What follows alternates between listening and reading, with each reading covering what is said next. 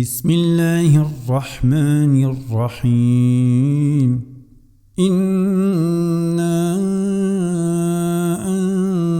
أنزلناه في ليلة القدر وما أدراك ما ليلة القدر ليلة القدر خير من 1000 شهر تنزل الملائكة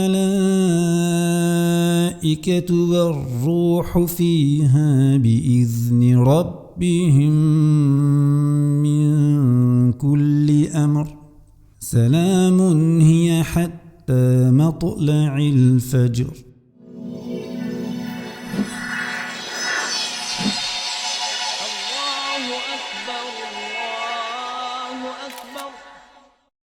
Bonjour à tous, assalamu alaikum.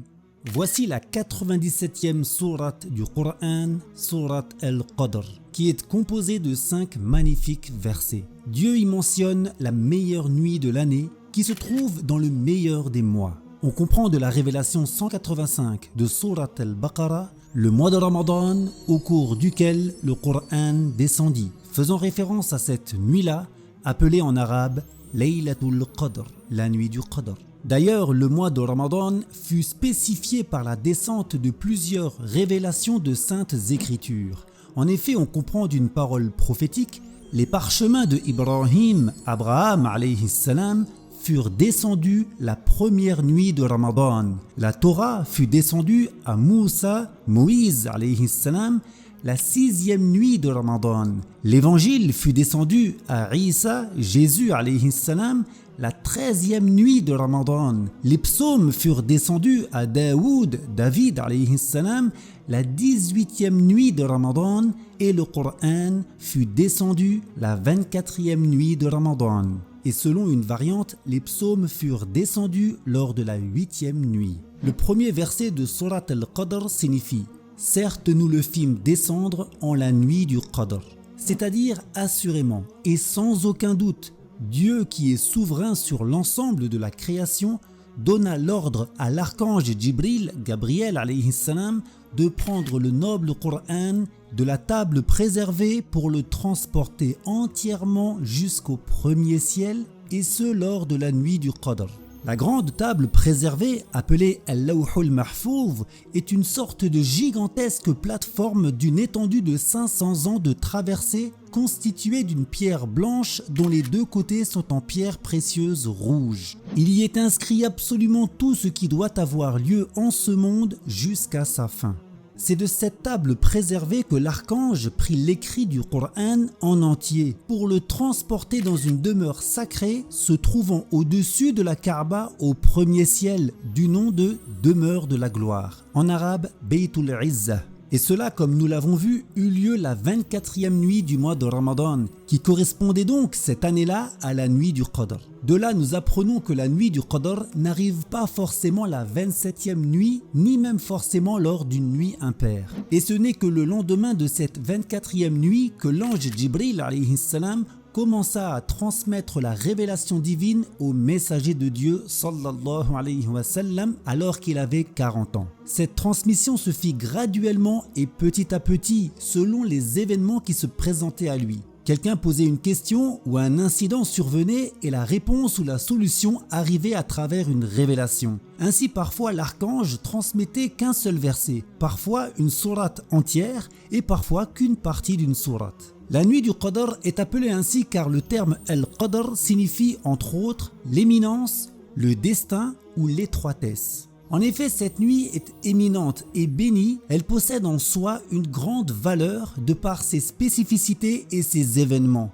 De plus, lors de cette nuit, Dieu dévoile aux anges ce qu'il a destiné pour les créatures durant l'année à venir. Et enfin, lors de cette nuit, l'espace devient étroit en raison du grand nombre d'anges qui descendent sur terre. Et ailleurs dans le Coran, cette nuit est nommée Laylatul Mubarakah, la nuit bénie, c'est-à-dire qui comble de bienfaits. Il fut dit, le meilleur ange descendit le meilleur livre dans la meilleure nuit du meilleur mois, destiné à être révélé au meilleur envoyé de Allah. Le deuxième verset de la sourate signifie « Et qui t'enseignera ce qu'est la nuit du Qadr ?» C'est-à-dire, qui autre que Dieu pourrait te faire connaître l'importance réelle de la nuit du Qadr? Et c'est dans les versets suivants que Dieu donne des éléments montrant justement la valeur de cette nuit. À travers ce verset, on remarque que Dieu met l'accent non pas sur quand cette nuit survient, mais plutôt sur son éminence et le mérite qu'elle renferme. En effet, il y a eu beaucoup de discussions concernant la période ou même la date de cette nuit. Et ce qui est retenu est qu'elle peut en définitive coïncider avec n'importe quelle nuit du mois entier et même se déplacer d'un Ramadan à un autre en sachant que le plus probable est qu'elle soit dans la période des 10 dernières nuits avec encore plus d'insistance pour les nuits impaires. C'est pour cette raison d'ailleurs que le messager de Dieu sallallahu alayhi wa sallam dit en ce sens: cherchez la nuit du Qadr dans les nuits impaires de la dernière dizaine de Ramadan. La sagesse dans cette indétermination est bien entendu d'encourager le croyant à contrer la paresse qui pourrait le conduire à délaisser les 29 nuits de Ramadan pour ne se consacrer qu'à une seule. Ainsi, le croyant consciencieux veillera toutes les nuits en adoration dans l'espoir de se donner toutes les chances de bénéficier des mérites de cette nuit bénie. De là ce que l'on voit généralement aujourd'hui dans les mosquées qui se désemplissent au fur et à mesure de l'avancée du mois pour soudain se retrouver bondées la nuit du 27 et ensuite se vider les nuits suivantes n'est probablement pas le résultat d'une bonne attitude. Ainsi, celui qui sait de lui-même qu'il n'arrivera pas à être constant le mois entier dans la multiplication des adorations, qu'il réserve plutôt son énergie spécialement pour les 10 dernières nuits, ou alors qu'il commence petit à petit pour terminer en puissance lors de cette période. Cela sera mieux que de faire beaucoup dès le début pour au final ne plus rien faire au bout d'une semaine. Un autre bénéfice suggéré dans l'indétermination de la nuit du Qadr, plus subtil cette fois, est d'éviter aux croyants de négliger les adorations lors de cette nuit alors qu'ils seraient au courant de sa date précise, ce qui le compterait parmi les gens hautement plus négligents. Il y a ainsi en cela une grâce de la part de Dieu, car de façon générale, être négligent par ignorance c'est déjà une chose, mais l'être consciemment est bien pire encore. Le troisième verset est la réponse à la question du verset précédent. Il signifie « La nuit du Qadr est meilleure que 1000 mois ». C'est-à-dire que cette nuit n'est pas équivalente, mais meilleure que 1000 mois, en ce sens que les œuvres effectuées durant cette nuit bénie sont meilleures que les œuvres de 83 ans et 4 mois, soit la moyenne maximale aujourd'hui en termes d'espérance de vie dans le monde, alors que la moyenne minimale tourne autour de 55 ans. Ainsi, c'est comme si Dieu offre pour les œuvres accomplies en une nuit les récompenses de toute une vie, ou même plus que toute une vie pour certains. Et cela est effectif même pour celui qui n'aperçoit pas ces signes spécifiques.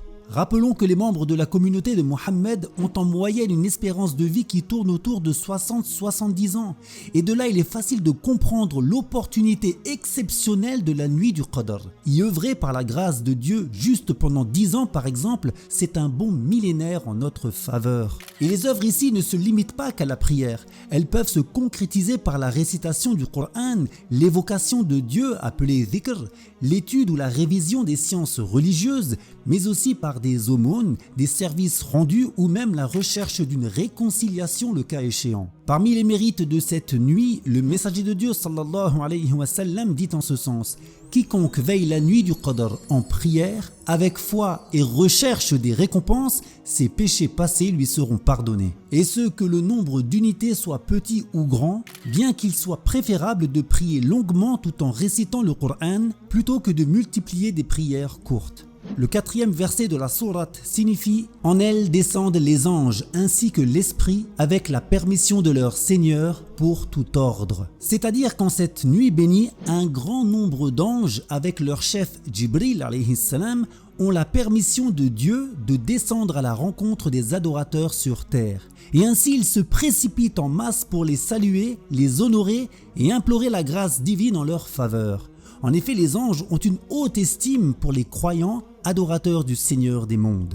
Le messager de Dieu sallallahu alayhi wa sallam dit en ce sens: lors de la nuit du Qadr, Jibril descend avec une multitude d'anges afin de saluer et d'invoquer en faveur de chaque adorateur debout ou assis pour l'évocation de Allah. Ils descendent au coucher du soleil jusqu'au lever de l'aube. Les anges descendent également pour réaliser ce que Dieu a prédestiné durant toute l'année jusqu'à la nuit du Qadr de l'année suivante. Ils descendent pour répartir chaque ordre que Dieu donne pour l'année en question concernant les créatures, telles que la répartition de la subsistance, l'évolution de la santé, la survenue d'épreuves ou de bien-être, ou le terme de leur vie. En effet, concernant les révélations 3 et 4 de Surat ad-Dukhan signifiant « Nous le descendîmes assurément en une nuit bénie ». Certes, nous sommes avertisseurs. En elle est discerné tout ordre sage. Ibn Abbas, l'élite des exégètes du Coran, précisa qu'il est question ici de la nuit du Qadr. En effet, c'est durant cette nuit que Dieu dévoile aux anges certaines modalités concernant ce qu'il a prédestiné par leur intermédiaire pour l'année.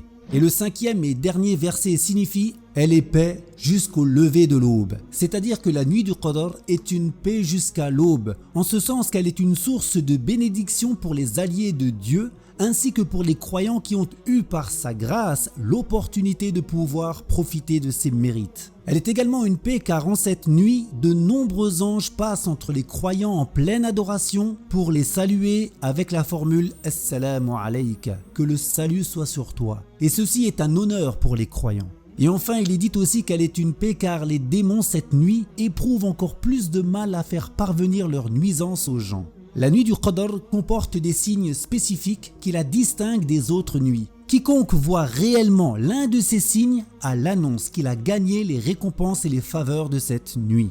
Parmi ces signes, il y a les lueurs spéciales de la nuit du Qadr, qui sont différentes de celles du soleil, de la lune, de l'éclairage électrique et même différentes des lueurs possiblement visibles lors des nuits standards de Ramadan. Il y a aussi la vision de la visite d'anges sous leur véritable apparence, avec leurs ailes, ou alors de les entendre passer le salam et même de pouvoir leur serrer la main. Il est aussi possible d'apercevoir des arbres inclinés comme s'ils étaient en prosternation, ou alors de constater un lever très doux du soleil, c'est-à-dire sans rayons intenses le lendemain matin. Il est possible bien entendu de voir ces signes en réalité, mais aussi de les voir en songe. Et même si cela est moins méritant que de les constater réellement, cela reste un grand bienfait tout de même. Bien entendu, il est préférable pour celui qui a eu le privilège d'avoir vu ces signes réellement ou même en rêve, de ne pas le divulguer afin d'éviter une possible ostentation, mais aussi la démotivation chez ceux qui seraient amenés à l'apprendre. Et pour celui qui demande « Qu'en est-il de la nuit du Qadr en un endroit par rapport à un autre alors qu'il y a le décalage horaire ?» La réponse est qu'avec le déplacement de la journée à travers les continents, la nuit du Qadr et ses mérites se déplacent également afin que chaque croyant, quel que soit son lieu géographique, puisse avoir l'opportunité de bénéficier des faveurs énormes de cette nuit éminente. Celui à qui Dieu accorde le privilège de l'invoquer au moment où il aperçoit certains des signes de cette nuit, à l'annonce que son invocation lui est exaucée. Combien de gens ont été témoins de cette faveur et ont bénéficié heureux de l'exaucement de leurs demandes dans ces conditions. Aïcha, l'épouse du prophète alayhi salatu wassalam, lui demanda « Ô messager de Allah, si je constate la nuit du Qadr, que pourrais-je dire ?» Et le prophète de répondre « Qouli Allahumma innaka afuwun tuhibbul afwa fa'fu anni » Ce qui signifie « Dis, ô Allah, tu es celui qui pardonne. Par ton agrément, tu aimes le repentir. Alors, pardonne-moi. » Et l'invocation que le messager de Dieu sallallahu alayhi wa sallam citait le plus souvent durant Ramadan et même en dehors de Ramadan était « Rabbana atina fid dunya hasana wa fil akhirati hasana wa qina adhaban nar » Ce qui signifie « Notre Seigneur, accorde-nous une grâce en ce monde, une grâce en l'au-delà et préserve-nous du supplice du feu de l'enfer. Barakallahu fikum, wallahu a'lam wa ahkam.